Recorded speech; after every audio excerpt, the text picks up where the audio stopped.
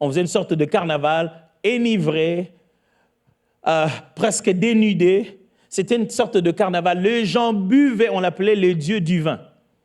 Apparemment, il y aurait un dieu qui aurait découvert le vin. Il l'a découvert. Qui l'a inventé? Et cette divinité-là, c'était non seulement des buveries, mais c'était aussi tellement d'immoralité.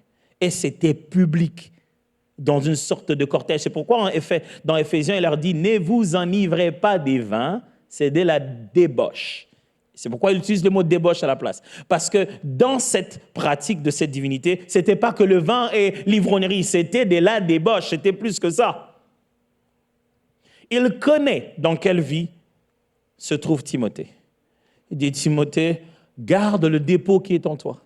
Il le prévient plusieurs fois, tu as reçu quelque chose de Dieu, fais attention. Protège ça, ranime ça. Rassure-toi que ça va bien. C'est en feu. Vous savez, pendant l'hiver, je regarde tout le temps, vous savez, les régulateurs de température.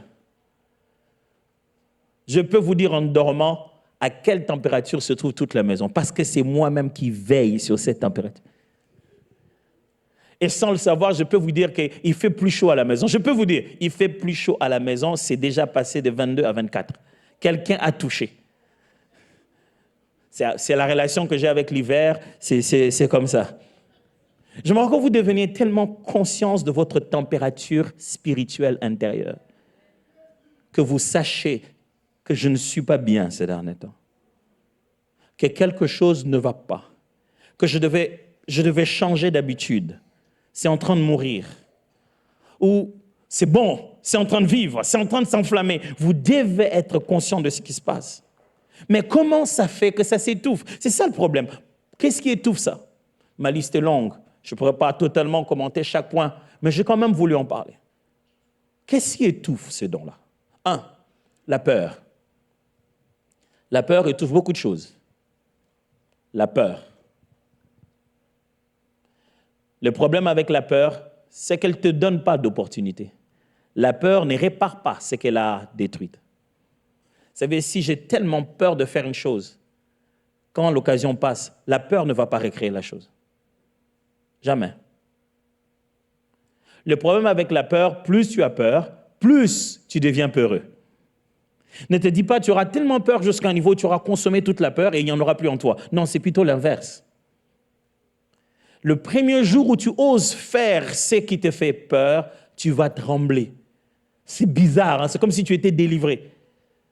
Tu vas trembler, tu vas suer de partout. Tu vas avoir envie de dire, je ne vais plus jamais faire ça.